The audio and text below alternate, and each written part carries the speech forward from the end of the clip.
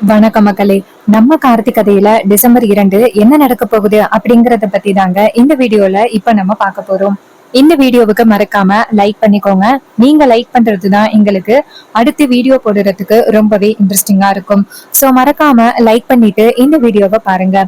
என்ன நடக்குது அப்படின்னு பாத்துக்கிட்டீங்கன்னா, நம்ம ஹீரோ வந்துட்டு அந்த ஆபத்தான பொருளை எடுத்து கொண்டு போய் வெளியில வீசுறாரு.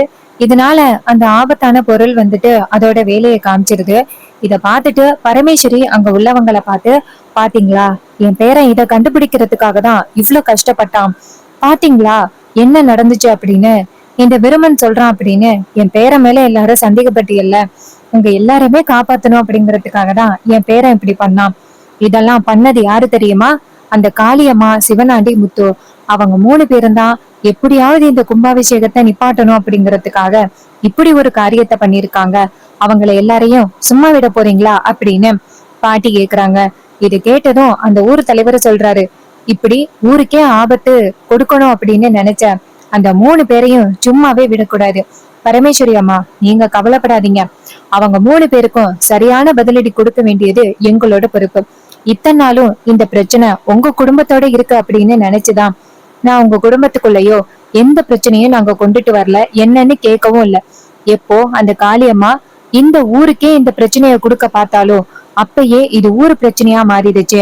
அவளை நாங்க கண்டிப்பா சும்மா விட மாட்டோம். இப்பயே போயிட்டு அவளை என்னன்னு கேக்குறோம். பரமேஸ்வரி சொல்றாங்க, சீக்கிரம் போயிட்டு அவளை என்னன்னு கேளுங்க. இதுக்கு மேலையும் அவளால இந்த ஊரு எந்த வகையிலயுமே பாதிக்கப்படக்கூடாது. அவளாலதான் இன்னைக்கு இந்த கும்பாபிஷேகமே நின்னுச்சு. அவளுக்கு ஒரு சரியான பதிலடி கொடுக்க வேண்டியது உங்களோட பொறுப்பு. இதை கேட்டதும் ஊர் தலைவர் சொல்றாரு, அம்மா நீங்க கவலைப்படாதீங்க.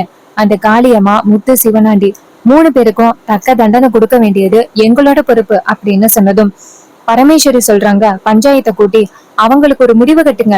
இதை கேட்டதும் ஊர் தலைவர்களும் சரிம்மா, இப்பவே பஞ்சாயத்தை கூட்டி அவங்களுக்கு ஒரு முடிவு கட்டுறோம் அப்படின்னு சொல்லிட்டு நேரா லேடிஸ பார்த்து, இங்க பாருங்க, நீங்க போயிட்டு அந்த காளியம்மாளை புடிச்சு இழுத்துட்டு வாங்க பஞ்சாயத்துக்கு. நாங்க போயிட்டு அவனுங்க 2 பேரையும் புடிச்சு இழுத்துட்டு வரோம். பரமேஸ்வரி சொல்றாங்க, அவங்க 3 பேருக்கும் இன்னைக்கு நம்ம கொடுக்க போற தண்டனையில இனிமே இந்த ஊருக்குள்ள அவங்க தலை வச்சு கூட படுக்க கூடாது. இதை கேட்டதும் ஊர் தலைவர் சொல்றாரு, சரிங்கம்மா, நீங்க சொல்லிட்டீங்கல்ல, நாங்க பாத்துக்கிறோம். இந்த ஊருக்கு நீங்க எவ்வளவு நல்லது பண்ணிருக்கீங்க.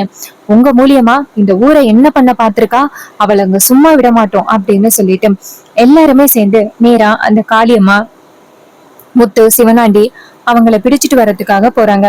அப்போ ஹீரோ நேரா பாட்டி கிட்ட வந்துட்டு, பாட்டி, ஏன் பாட்டி பிரச்சனைய பெருசாக்க வேணாம், இதோட விட்டுருங்க. இதான் நடக்கணும் அப்படின்னு இருந்திருக்கு, அதனால அது நடந்துருச்சு. பாட்டி சொல்றாங்க, என்னையா பேராண்டி இப்படி சொல்ற? இங்க பாரு, அவங்களுக்கு நம்ம யாரு அப்படிங்கறத கண்டிப்பா நிரூபிச்சே ஆகணும். எவ்வளவு தைரியம் இருந்தா என் குடும்பத்துக்கு இவ்வளவு பெரிய பிரச்சனைய கொண்டுட்டு வருவா. இன்னைக்கு இந்த கும்பாபிஷேகம் நின்னு போனதுக்கு அவளும் அந்த 2 பேரும் தான் காரணம். அவங்கள நான் கண்டிப்பா சும்மா விட மாட்டேன். இந்த ஊர் பஞ்சாயத்தை கூட்டி அவங்க 3 பேருமே ஊரை விட்டு ஒதுக்கி வைக்கிறேன். இதுக்கு மேலேயே நான் இப்படியே அமைதியா இருந்தேன், என் குடும்பம் இதுவரை பெரிய அளவுல பாதிக்கப்படும் அப்படின்னு. இதை கேட்டதும் நம்ம ஹீரோ சொல்றாரு, இல்ல பாட்டி, இதனால வேற ஏதாவது பிரச்சனை வந்தா என்ன பாட்டி பண்றது? பாட்டி சொல்றாங்க, பேராண்டி, என்ன பிரச்சனை வந்தாலும் நான் பாத்துக்கிறேன். இதுவரைக்கும் நான் பொறுமையா இருந்தது ஈஸ்வரிக்கு உண்மை தெரியக்கூடாது அப்படிங்கறதுக்காக தான் நான் இத்தனை நாளும் பொறுமையா இருந்தேன். ஆனா எப்போ ஈஸ்வரிக்கு உண்மை தெரிஞ்சுச்சோ அப்பவே நான் யாரு அப்படிங்கறத அவளுக்கு காமிச்சே ஆகணும் அப்படின்னு சொன்னதும் ஹீரோ சொல்றாரு, பாட்டி அப்படின்னு. அப்ப பாட்டி சொல்றாங்க, பேராண்டி, நீ கவலைப்படாத, என்ன நடந்தாலும் நான் பாத்துக்கிறேன். இதை கேட்டதும் ஹீரோவும் சரிங்க பாட்டி அப்படின்னு சொல்லிட்டு பாட்டி சொல்றாங்க, ஐயா நீ நேரா பஞ்சாயத்துக்கு வாயா, நான் பாத்துக்கிறேன். நான் இன்னும் 2 பேரை கூப்பிட வேண்டியது இருக்கு. ஹீரோவும் சரிங்க பாட்டி அப்படின்னு சொல்லிட்டு கிளம்புறாங்க. இன்னொரு பக்கம் நம்ம காளியம்மா வந்துட்டு ரொம்ப சந்தோஷமா உட்காந்துருக்காங்க. நம்ம நினைச்ச மாதிரி நம்ம ஜெயிச்சிட்டோம், கோவில் கும்பாபிஷேகத்தையே நிப்பாட்டிட்டோம். அந்த டிரைவர் பையன் நமக்கு முன்னாடி தோத்து போயிட்டான், நம்ம கண்ணு முன்னாடியே வந்து எவ்வளவு சவால் விட்டான், கடைசியில நம்ம கிட்ட தோத்து போனதுதான் மிச்சம் அப்படின்னு காளியம்மா ரொம்பவே சந்தோஷத்தோட உட்கார்ந்துருக்காங்க. அப்போ வெளியில பெண்களோட சத்தம் கேட்டுது. இதை கேட்டுட்டு காளியம்மா நினைக்கிறாங்க, என்ன இது, யாராவது நம்மள பார்க்க வந்திருக்காங்களோ அப்படின்னு பார்த்தா நிறைய பெண்கள் அங்கிருந்து வந்துட்டு, காளியம்மா, ஏடி வேலை பார்த்திருக்க, கும்பாபிஷேகத்தை தடுக்கிறதுக்காக எங்க எல்லாருக்குமே எவ்வளவு பெரிய ஆபத்தை விளைவிக்க பார்த்துட்ட, இதுக்கு மேலேயே நாங்க வேடிக்கை பார்த்துக்கிட்டு இருப்போம் அப்படின்னு நினைச்சியா? இங்க பாரு காளியம்மா, உன்னை சும்மா விட மாட்டோம். காளியம்மா சொல்றாங்க, நீங்க என்ன சொல்றீங்க அப்படிங்கறது எனக்கு தெரியல, நான் என்ன பண்ணேன்? அப்ப அவங்க சொல்றாங்க, என்னது நீ என்ன பண்ணியா? கோவில் கும்பாபிஷேகத்தை நிப்பாட்டணும் அப்படிங்கறதுக்காக ஆபத்தான பொருளை கோவிலுக்குள்ள வச்சிருக்க. நீ இதுவரைக்கும் பரமேஸ்வரி அம்மாவோட குடும்பத்துக்கு நிறையவே தொந்தரவுகள் கொடுத்திருக்க. அது எல்லாமே உங்க குடும்ப பிரச்சனை. இப்ப அடிச்சுப்பீங்க, அப்புறம் சேர்ந்துப்பீங்கன்னு நினைச்சுதான் நாங்க வேடிக்கை பார்த்துக்கிட்டு இருந்தோம். ஆனா எப்ப நீ இத ஊர் பிரச்சனையா மாத்தினியோ அப்பவே உனக்கு சரியான தண்டனை கொடுக்கணும் அப்படின்னு நாங்க எல்லாருமே முடிவு பண்ணிட்டோம். வாடி பஞ்சாயத்துக்கு அப்படின்னு. காளியம்மா சொல்றாங்க, பஞ்சாயத்துக்கா? நான் எதுவும் பண்ணல, நான் ஒன்னும் அந்த பொருளை வைக்கல, நான் வர முடியாது அப்படின்னு. அதுக்கு அந்த பெண்கள் சொல்றாங்க, இப்ப நீ வரலன்னு வச்சுக்கேன், உன்னை அடிச்சு இழுத்துட்டு போற மாதிரி இருக்கும். காளியம்மா சொல்றாங்க, நான் வர முடியாது. அப்ப அந்த பெண்கள் என்ன பண்றாங்கன்னா, ஏட்டி இவ வர மாதிரி தெரியல, இவ கைய கட்டி இழுத்துட்டு போகலாம் வாங்கடி அப்படின்னு சொல்ல காளியம்மாருக்கு ரொம்ப அதிர்ச்சியா இருக்கு. ஆகா, என்னடா இது, இவங்க எல்லாரும் இப்படி அதிரடியில இறங்கிட்டாங்களே அப்படின்னு காளியம்மாவோட கையெல்லாம் பிடிச்சு கட்டுறாங்க கயிறால. காளியம்மா சத்தம் போடுறாங்க, என்னை விட்டுருங்க, நான் இப்பவே அதிகாரிங்க கிட்ட கம்ப்ளைண்ட் பண்ணிருவேன். அப்ப அந்த பெண்கள் சொல்றாங்க, உன்னால என்ன பண்ண முடியுமோ பண்ணு, ஆனா ஊர் பஞ்சாயத்துல உனக்கு என்ன தண்டனை கொடுக்கணுமோ அதை நாங்க கொடுத்துதான் ஆகுவோம், வாடி அப்படின்னு சொல்லிட்டு காளியம்மால புடிச்சு இழுத்துட்டு போறாங்க. இத பாத்துட்டு காளியம்மா ரொம்ப அதிர்ச்சி ஆகுறாங்க. அந்த பெண்கள் சொல்றாங்க, இவ என்னதான் சத்தம் போட்டாலும் இவளை விடக்கூடாது, வாங்க இழுத்துட்டு போவோம் அப்படின்னு சொல்லிட்டு காளியம்மால புடிச்சு இழுத்துட்டு போறாங்க. காளியம்மாளுக்கு ரொம்பவே ஷாக்கிங்கா இருக்கு, என்னடா இது இவ்வளவு பெரிய விஷயம் நடக்குது அப்படின்னு. இன்னொரு பக்கம் அந்த முத்துவும் சிவனாண்டியும் ரொம்ப சந்தோஷமா ஜாலியா ஜூஸ் குடிச்சுக்கிட்டு இருக்காங்க. அப்பதான் அந்த இடத்துக்கு ஊர் தலைவர்களும் ஒரு சில பேரும் வராங்க. அவங்கள பாத்துட்டு முத்து கேக்குறாரு, என்னையா இங்க வந்திருக்கீங்க, எதுக்கு வந்திருக்கீங்க, எதுக்கு வீட்டுக்குள்ள எல்லாம் வரீங்க அப்படின்னு கேட்க ஊர் தலைவர் சொல்றாரு, நீ பண்ண வேலைக்கு உன் வீட்டுக்குள்ள வராம எங்க போறது? இங்க பாரு, அந்த கும்பாபிஷேகம் நின்னதுக்கு நீங்க 2 பேரும் ஒரு காரணம் அப்படிங்கறத நாங்க தெரிஞ்சுக்கிட்டோம். அப்ப சிவனாண்டி சிரிக்கிறாரு, யோ, கும்பாபிஷேகம் நின்னு போனதுக்கு நாங்க எப்படியா பொறுப்பாவோம்? அப்ப ஊர் தலைவர் சொல்றாரு, இங்க பாரு, அந்த காளியம்மா சொல்லி ஆபத்தான பொருளை கோவிலுக்குள்ள கொண்டாந்து வச்சது எங்களுக்கு தெரிஞ்சு போச்சு. நீங்க எல்லாரும் எப்பேற்பட்ட ஒரு காரியத்தை பண்ணீங்க அப்படிங்கறத நாங்க எல்லாருமே தெரிஞ்சுக்கிட்டோம். இதுக்கப்புறமும் வேடிக்கை பார்த்துக்கிட்டு இருப்போம் அப்படின்னு நினைக்கிறியா? உனக்கு சரியான தண்டனை கொடுக்கறதுக்காக தான் நாங்க எல்லாரும் இந்த இடத்துக்கு வந்திருக்கோம். மரியாதையா வாயை மூடிக்கிட்டு ஊர் பஞ்சாயத்துக்கு வா அப்படின்னு. அதுக்கு சிவனாண்டி சொல்றாரு, என்னது பஞ்சாயத்துக்கா? என்னால வர முடியாது அப்படின்னு. அப்ப ஊர் தலைவர் சொல்றாரு, டேய், இவனுங்க 2 பேரும் சொன்னதை கேட்க மாட்டானுங்கடா, கூப்பிட்டா ரொம்ப முரண்டு பிடிப்பானுங்க, இவனுங்க 2 பேருமே அடிச்சு இழுத்துட்டு போறதுதான் சரியா இருக்கும், பிடிங்கடா அப்படின்னு சொன்னதோட அப்ப சிவனாண்டியும் முத்துவும் தப்பிச்சு போக பார்க்க மத்த ஊர் தலைவர்கள் எல்லாருமே சேர்ந்து சிவனாண்டி முத்து வேலை செமையா வெளுத்து கட்டுறாங்க. அப்புறம் கைய வந்துட்டு கைத்தால கட்டி நேரா ஊர் பஞ்சாயத்துக்கு இழுத்துட்டு வராங்க. இன்னொரு பக்கம் பரமேஸ்வரி நேரா 2 பேரை போய் சந்திக்கிறாங்க. அவங்க கிட்ட, இங்க பாருங்கய்யா, உங்களுக்கே தெரியும் இந்த கும்பாபிஷேகத்தை நடத்துறதுக்கு என் பேரன் எந்த அளவுக்கு கஷ்டப்பட்டான் அப்படின்னு. ஆனா கடைசி நேரத்துல அந்த காளியம்மா முத்து சிவனாண்டி 3 பேருமே சேர்ந்து இந்த கும்பாபிஷேகத்தை நிப்பாட்டுறதுக்காக கோவில்ல ஆபத்தான பொருளை வச்சுட்டாங்க. இதனால ரொம்ப பெரிய பிரச்சனை ஆகிட்டு எல்லாருக்கும் உயிருக்கு ஆபத்தாகிருச்சு. சோ நீங்க தான் வந்து அவங்களுக்கு சரியான தண்டனை கொடுக்கணும், அவங்கள ஊரை விட்டு ஒதுக்கி வைக்கணும். உடனே அவர் சொல்றாரு, சரிங்கம்மா நாங்க வரோம் அப்படின்னு சொல்லிட்டு பஞ்சாயத்தை கூட்டுறாங்க. பஞ்சாயத்து கூடுது. அப்ப ஹீரோ நிக்கிறாரு. முத்துவையும் சிவனாண்டியையும் பிடிச்சு இழுத்துட்டு வராங்க. முத்து சொல்றாரு, மவனே என்னடா இது இப்படி மாட்டிக்கிட்டோம் அந்த காளியம்மா பேச்ச கேட்டு. சிவனாண்டி சொல்றாரு, சித்தப்பா நம்ம தான் பண்ணோம் அப்படிங்கறதுக்கான ஆதாரம் எதுவுமே இல்ல, அப்படி இருக்கையில நம்மள எப்படி இவங்க வந்துட்டு கைது பண்ண முடியும், பாத்துக்கலாம் சித்தப்பா வாங்க அப்படின்ட்டு. அப்புறம் எல்லாரையும் பிடிச்சு கொண்டு போய் பஞ்சாயத்துல நிக்க வைக்கிறாங்க. அப்ப ஊர் பஞ்சாயத்துல பரமேஸ்வரி சொல்றாங்க, ஐயா பாத்தீங்களா, இவங்க 3 பேரும் தான் இந்த கும்பாபிஷேகம் நிக்கிறதுக்கு முக்கிய காரணம், ஆபத்தான பொருளை கோவில்ல வச்சிருக்காங்க. காளியம்மா சொல்றாங்க, என்ன இது அநியாயமா இருக்கு, ஆபத்தான பொருள் கோவில்ல இருந்துச்சு அப்படின்னா அதுக்கு காரணம் நாங்களா? இங்க பாருங்க, தேவையில்லாம என் மேல பழி போடுறாங்க, நான் எந்த வகையிலுமே இப்படி ஒரு காரியத்தை நாங்க பண்ணவே இல்லை, அதுவும் கோவில் விஷயத்துல இப்படி பண்ணுவோமா, என் மேல எப்படியாவது பழி போடணும் அப்படிங்கறதுக்காக இவங்க இப்படி ஒரு காரியத்தை பண்ணிருக்காங்க, இதுக்கும் எனக்கும் சம்பந்தமே கிடையாது, என்ன விட்டுருங்க அப்படின்னு சொல்லிட்டு காளியம்மா கேக்குறாங்க. இத கேட்டதும் பாட்டி சொல்றாங்க, இங்க பாரு, ஆரம்பத்துல இருந்தே கடைசி வரைக்கும் நீ என் பேரன் கிட்ட சொல்லி மிரட்டுனது எல்லாமே இங்க போன்ல ரெக்கார்டா இருக்கு, நீ என்னென்ன பேசினியோ எல்லாமே எங்களுக்கு தெரியும், இதுக்கு மேலயும் நீ தப்பிக்கணும் அப்படின்னு ஒரு காலம் நினைக்காத. இதை கேட்டதும் காளியம்மாளுக்கு ரொம்பவே அதிர்ச்சி.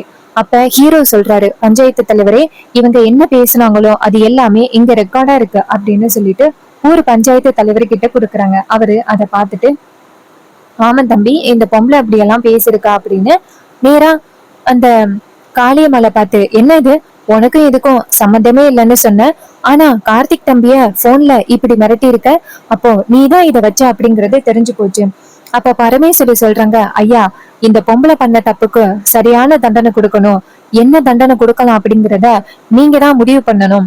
அதுக்கு ஊர் தலைவர் சொல்றாரு, இங்க பாருங்க, இவங்களால இந்த ஊருக்கு ரொம்ப பெரிய ஆபத்து வந்திருக்கு. இந்த சிவனாண்டி, முத்து, காளியம்மா 3 பேருமே எல்லா உயிருக்கும் ஆபத்தை விளைவிக்கிற மாதிரி இப்படி ஒரு காரியத்தை பண்ணிருக்காங்க. இவங்கள ஊரை விட்டு ஒதுக்கி வைக்கிறோம் அப்படின்னு பரமேஸ்வரிய சொல்றாங்க. இங்க பாருங்கய்யா, இதை விட கடுமையான தண்டனை கொடுக்கணும். இவங்க 3 பேரும் இனிமே எந்த காலத்துக்கும் இந்த ஊருக்குள்ள காலடி எடுத்து வைக்கவே கூடாது. அந்த மாதிரி ஒரு தண்டனையை கொடுக்கணும். இது கேட்டதும் காளியம்மா சொல்றாங்க, இங்க பாருங்க, தேவையில்லாம என் விஷயத்துல தலையிடுறீங்க. எல்லாரும் ஒதுங்கி இருக்கிறது நல்லது. அப்போ ஊர் தலைவர் கேக்குறாரு, என்ன எங்களையே மிரட்டுறியா? நீ எப்படிப்பட்ட ஒரு தப்பு பண்ணிட்டு எங்களையே மிரட்டுறியா அப்படின்னு. அப்ப காளியம்மா சொல்றாங்க, இங்க பாருங்க, அந்த டிரைவர் பையன் சொல்றான் அப்படின்னு என்ன பகச்சுக்காதீங்க. அதுக்கு ஊர் தலைவர் சொல்றாரு, இங்க பாரு காளியம்மா, நீ பெரிய மனுஷி அப்படிங்கறதுக்காக தான் மரியாதை கொடுத்து பேசிக்கிட்டு இருக்கோம். ஓ மரியாதைய நீ காப்பாத்திக்கணும் அப்படின்னா நாங்க சொல்றத நீ கேக்குறது நல்லது. இங்க பாருங்க, எல்லாரும் காதுல வாங்கிக்கிடுங்க. இனிமே இந்த ஊருக்கும் இவங்களுக்கும் சம்பந்தமே கிடையாது. இவங்கள ஊரை விட்டு ஒதுக்கி வைக்கிறோம். அதோட இந்த ஊர்ல நடக்கிற நல்ல காரியம் கெட்ட காரியம் எதுலையுமே இவங்க பங்கு கொள்ள கூடாது. இவங்க குடும்பத்தோட யாருமே பேசக்கூடாது, எக்காலத்துக்கும் பேசவே கூடாது அப்படின்னு சொன்னதும் காளியம்மாளுக்கு ரொம்பவே அதிர்ச்சி ஆகுது.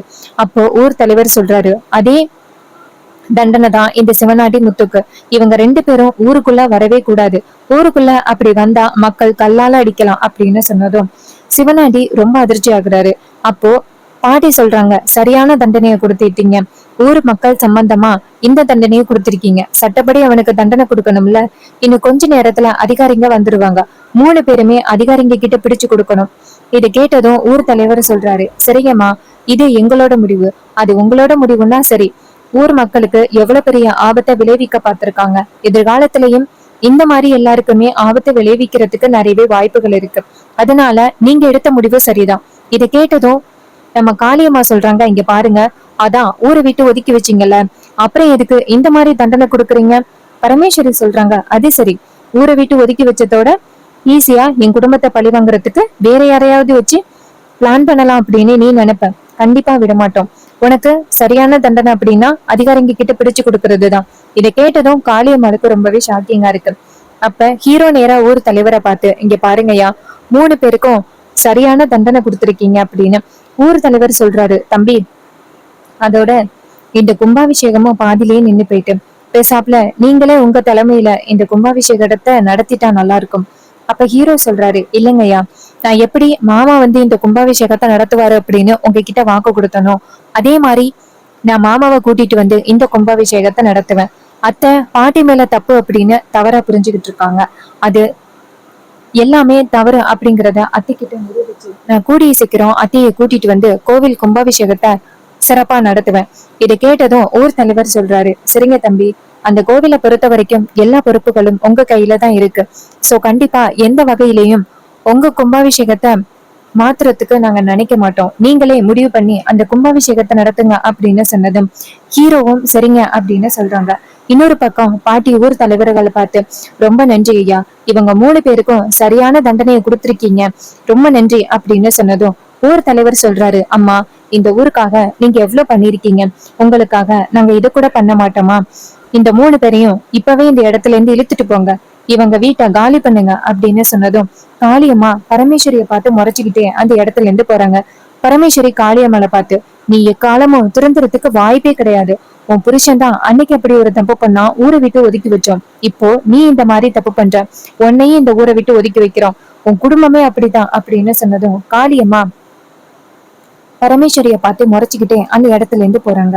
சோ இந்த கதை உங்களுக்கு பிடிச்சிருந்துச்சுன்னா இந்த வீடியோவுக்கு மறக்காம லைக் பண்ணிக்கோங்க. நம்ம சேனலை சப்ஸ்கிரைப் பண்ணிட்டு பக்கத்துல உள்ள பெல் ஐகானையும் கிளிக் பண்ணி ஆல்ல செட் பண்ணிக்கோங்க. அப்பதாங்க அடுத்த வீடியோ போடும் பொழுது உங்களுக்கு நோட்டிபிகேஷன் வரும், பார்க்கலாம். தேங்க்யூ ஃபார் வாட்சிங்.